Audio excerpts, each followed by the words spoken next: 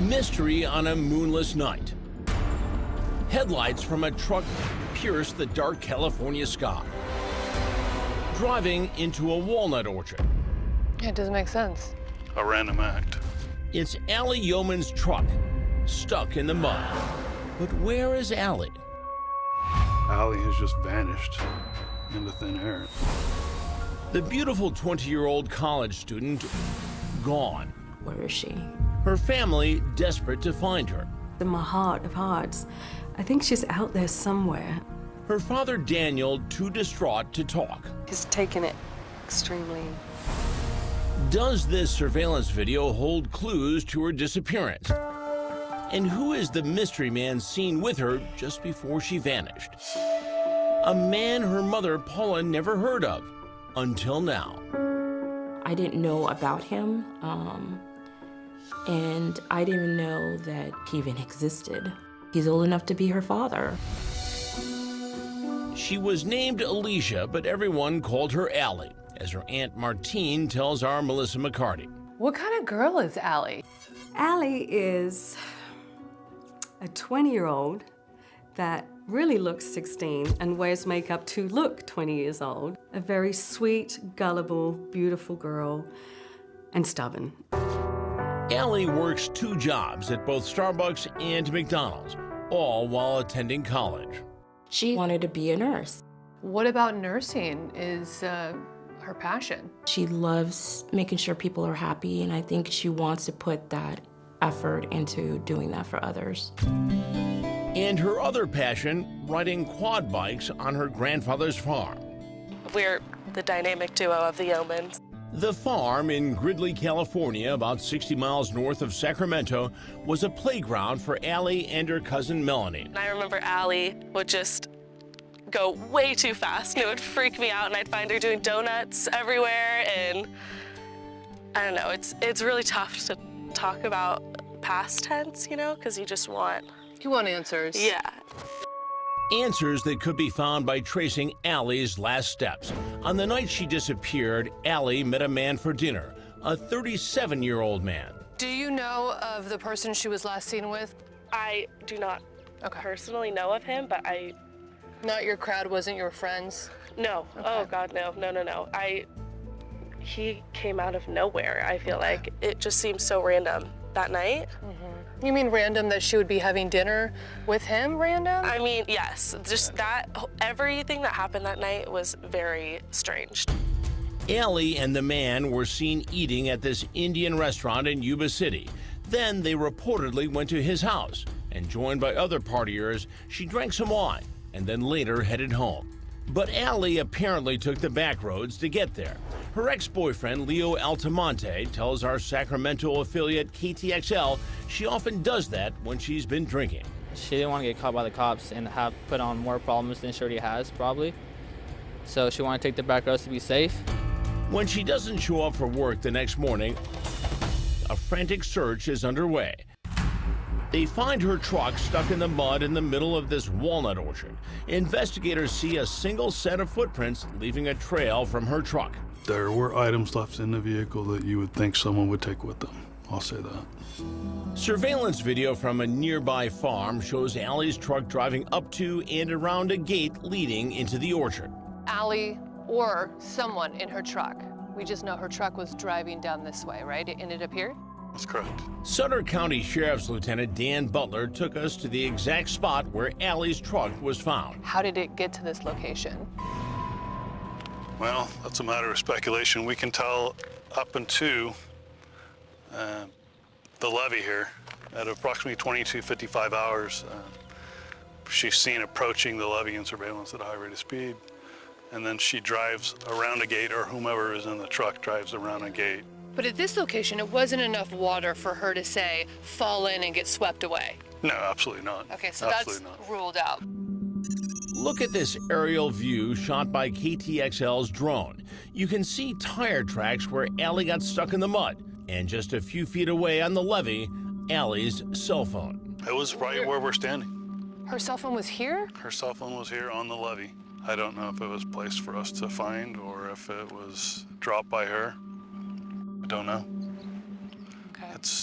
It runs with all the other mysteries in this case. It's a mystery Aly's family wants solved. She's a daredevil. Oh yeah, That girl she always takes risks. Remembering the good times, her father Daniel, too upset to speak, gets up and walks away in tears. He's taken it in an extremely... Yeah. Understandably, emotions are still raw. This is not a celebration right here. No, we just need to bring her home.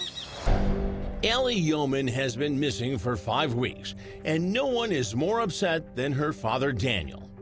Every night he goes in her room and he says, "Good night, Aly." It's tough. The family is rallying around Daniel. Daniel's having a tough time. How's he doing? He tends to keep things in. It's hard for him. It's really hard for him. That's his baby girl. He's used to seeing her running out of the door, going, "Okay, I'm gonna be back, da-da-da," or "I'll see you later, Dad," or "I love you." You could talk about a person and tell them you love them so much. And when you don't hear it back, it's terrifying. So yeah, he's having a tough time. The night Aly vanished, she met a mystery man for dinner. He's the last person believed to have seen her alive. Did you have anything to do with the disappearance of Aly? I had nothing to do with the disappearance of Aly. We tracked down 37-year-old Mike Lizarraga, a contractor in Yuba City, California. He agreed to speak with Crime Watch Daily, telling us he met 20-year-old Aly only once before when she was on a date with his nephew. So did she actually reach out to you? She said, "I'm coming to Yuba City. You know, what are you going to be doing either Wednesday or Thursday?" Why do you think she reached out to you, only meeting you once? I asked her, I said, "Hey, why out of nowhere you just hit me up and was like, hey, I'm coming to town, you know, you want to hang out?" She's like, "Well, I just really like the way that you talk to people. You seem like you listen pretty well." Mike says all she wanted from him was some dating advice. She did talk about how she had a crush on somebody, and she's just like, "I just want to know, you know, am I trying too hard?" Mike says after dinner at this Indian restaurant in Yuba City, she invited herself to his house. He says his son and one other couple were there too. She's just like, "Okay." She's like, "Well, I got a bottle of wine." I was like, I got some wine too." She's like, "Well, I'm gonna come by," and I'm like, "Yeah." She was chugging, you know, my bottle of wine. I was like, okay, maybe she's in party mode right now. You probably should just pass out on the couch for a while, get some sleep. "No, I can't. I gotta wake up at 5 o'clock in the morning, get ready. I gotta be at work by 6. So I was like, okay, I get it. I said, "But you have been drinking." "Oh, I know, you know, but I know the back roads really well." But when Aly took the back road, somehow her truck ended up stuck in the mud at this orchard. That's when she vanished. And you actually offered a polygraph. When I was at the sheriff's department, I said, "I don't care, whatever it takes. You guys can do whatever you guys want. You polygraph, you guys want, you know, what do you want?" Do you believe anyone at that house or Mike Lizarraga himself had anything to do with her disappearance? At this point, based on the interviews we've done and the surveillance and phone records that we've obtained, I don't think so. Could I be wrong? Absolutely. So was Aly kidnapped, or was she the victim of an unforeseen accident?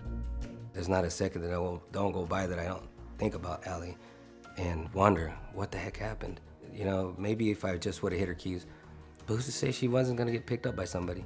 She wanted to go home, he said, and sleep in her own bed, wash her face, and he let her go. She's 20. Take her keys. The questions still linger, but an unfortunate development might now bring the answers, even if they're tragic. Just days ago, a fisherman spotted a body in the Feather River, less than a half a mile from where Aly's truck was found in the orchard. The body was taken to the coroner's office in Sacramento for an autopsy. And authorities now reveal, tragically, it's the body of the 20-year-old beauty. But exactly what happened is still unknown. An autopsy will determine exactly how she died, and detectives will find out whether this was foul play or an unfortunate accident. This family has never felt this kind of pain.